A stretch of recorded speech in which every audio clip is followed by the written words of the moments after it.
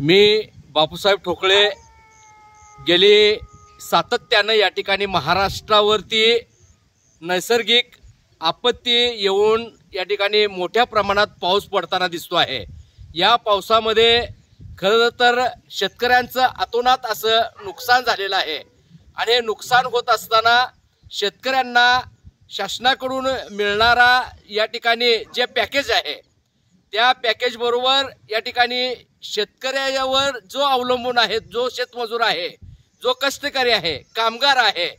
दलित आहे, भटका आहे, अल्पसंख्याक आहे, असे जे या ठिकाणी कामगार शेतमजूर आहेत अशांचा प्रश्न सुद्धा ऐरणीवरती आलेला आहे। रोज करावं तवा खावं अशा परिस्थितीत असणारा हा शेतमजूर आज त्याचं जगणं मुश्किल झालेलं आहे आणि अशा परिस्थितीमध्ये शासनाने शेतकऱ्यांच्या पॅकेज बरोबर आज शेतमजुराला तुम्ही काय देणार हाही प्रश्न खऱ्या अर्थानं ऐरणीवरती येताना दिसतो आहे आणि गोरगरिबांचं या ठिकाणी जे जगणं आहे ते